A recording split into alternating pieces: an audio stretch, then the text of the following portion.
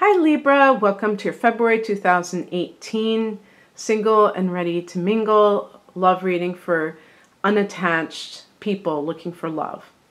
Now, just for full disclosure, I did make a reading a few days ago for your sign, and somebody pointed out to me that at least one card I did not read the right number. And this is because this has been happening to me all week, because this is a new deck that I'm using, and for some reason, for me at least, the numbers are hard to see, that I've been mistaking certain numbers for others. So rather than put out the old spread, I decided just to do it all over again, because I figure that there might be a reason for me to redo this. And I've had that happen before, where when I redid it, some people said, oh yeah, this is much better. It wasn't right the first time. So I always tend to go with that. So this deck that I'm talking about is the Wild Unknown Tarot. And I always like to show the back, because, you know, the back, it's very interesting. I'll show you the deck that I normally use, which is the Morgan Greer deck. And this deck, you see the back. I always loved that. This is like a front, of the card. You see it's borderless and it has very vibrant pictures. This deck that I'm using right now is much more of like pen and ink drawings, but I find them very charming. Not necessarily always easy to link the pictures to the meaning of the cards, but luckily, because I already know what they mean, that's like kind of a minor quibble. But if you were just starting out, you might find it a little bit daunting. But for some people, the aesthetics, and I think Libra is one of those signs, kind of override everything. So it might be something that some people just really resonate with. I've been getting the World card quite a bit. And by the way, I'm going to be, this is a different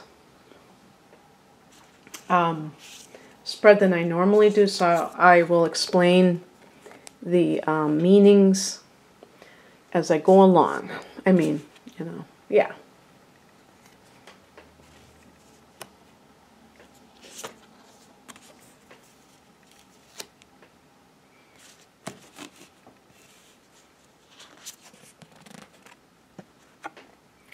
Okay, all right.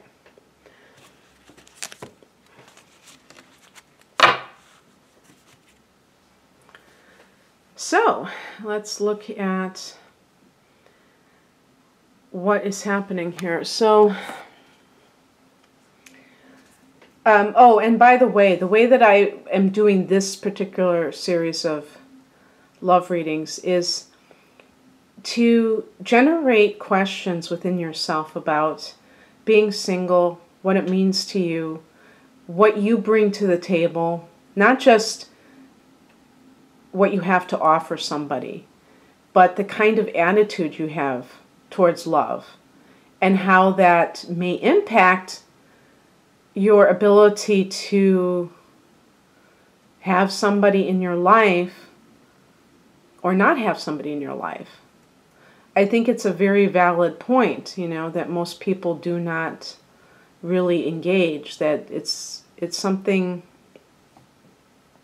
where people just assume that, oh, I'm going to meet somebody and we live happily ever after. No, you may, Librans tend to be attractive, so you may attract people to you, but do you sustain the relationship? And if not, why not? Well, obviously, if you're single right now, you're trying to find someone. So what has been problematic in the past?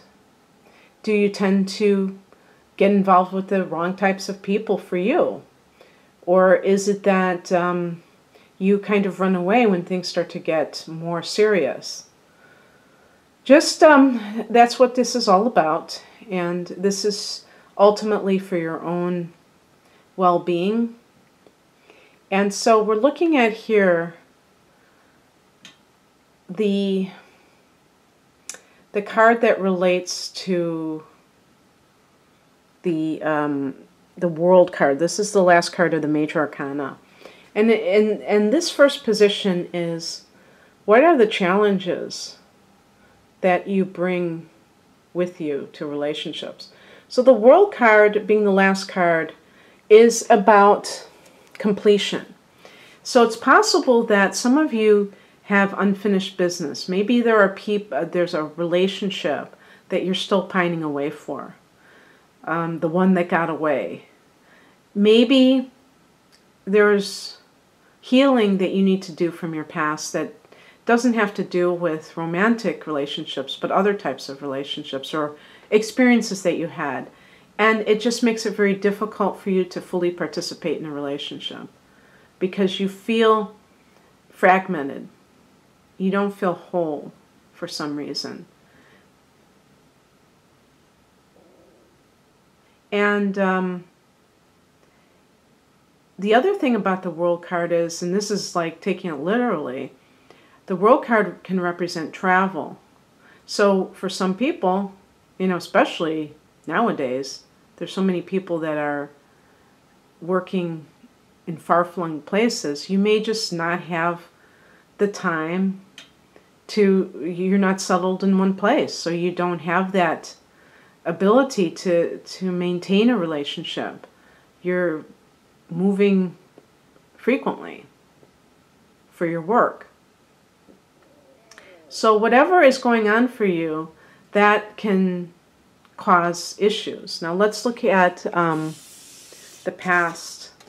This is like your history that kind of contributes to this. The Mother of Pentacles, this is corresponding to the Queen of Pentacles, and this can be someone who is very affluent. So this goes along with the work theory. And we can, just expand it. Although the Queen of Pentacles too can be an issue about motherhood. And anyone who is at home, a homemaker, it's possible that for some, let's say you're a woman who wants to be like the Queen of Pentacles, you may find that it's hard to meet a man who appreciates that. Maybe I think there might be a lot of men who want a woman who brings home some bacon too. So it can be the type of aspirations that you have that clash with what you're finding out there. But you have to be positive, and and I think that one of the mistakes that people make is that they kind of try to hide their true intentions because they don't want to have the relationship end prematurely. Actually, I think that the more open you are about your intentions, the better off that you will be. Because that can be very... it's I don't want to say the word deceptive, but the thing is, just like on an energetic level, the more you can proudly stand for something and not try to be what somebody else wants you to be, the better, in all facets of life. The other thing about the Queen of Pentacles, for some, I'm saying women because the court cards usually connect to gender. I like to do that. And if you're a woman who is affluent, or you have your own money, you may be a little bit resistant to be in a relationship. And this might be on a subconscious level because you feel like, maybe you've had experience being like a career woman, a strong woman who has her own home, for instance, because the Queen of Pentacles is very much associated with tangible goods, okay? But that doesn't mean the person doesn't work outside of the home. But that type of a person, you may have attracted partners who were financially unstable. And you may have resented it because you felt like you had to pay for everything. And, you know, I'm sure there are a lot of Librans that are generous, but there's also that sense of fairness that runs so deeply through you, and it bothers you when there is this imbalance. Even though you want to be polite and you know, gracious about it, it still probably rankles you when you feel that there's a lopsided thing going on there.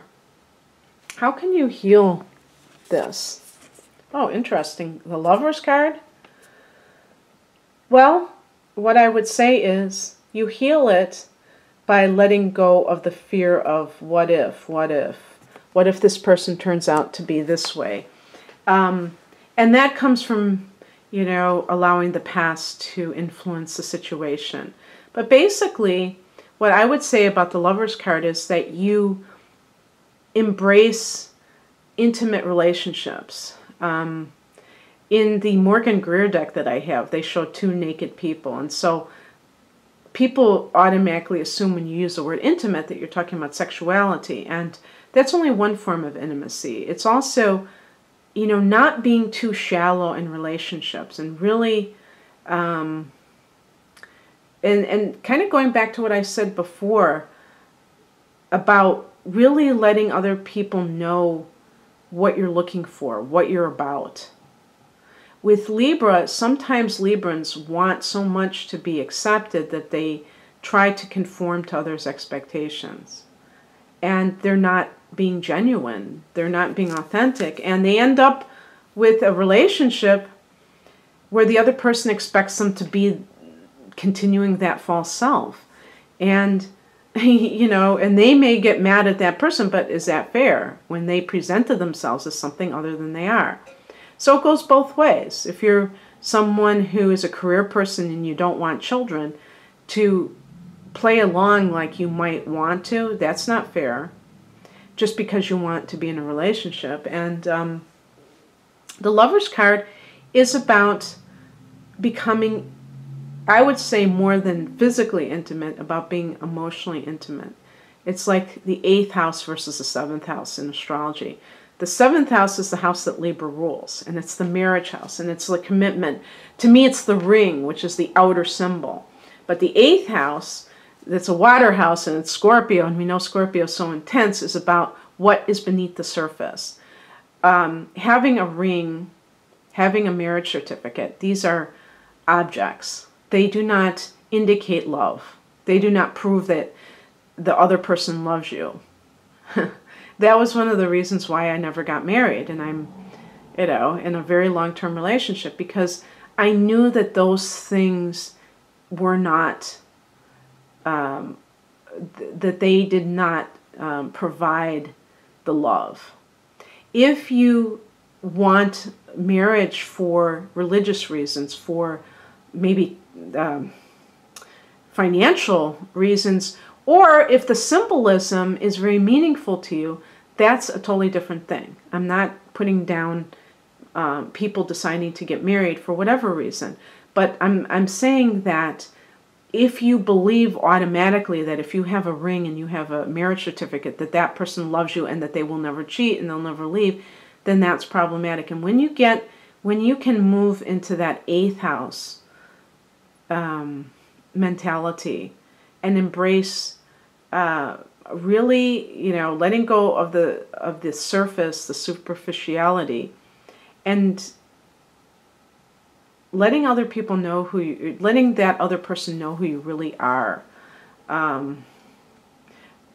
beneath the veneer. That is, I think, going to give you what you want more than anything else.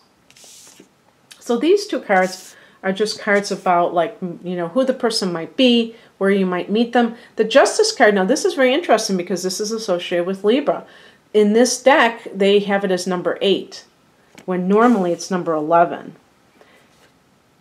And so the person might have Libra in them. Now, sometimes one person has the sun in one sign and the other person has the moon or Venus in that sign, and that's where the attraction lies, or maybe the rising sign.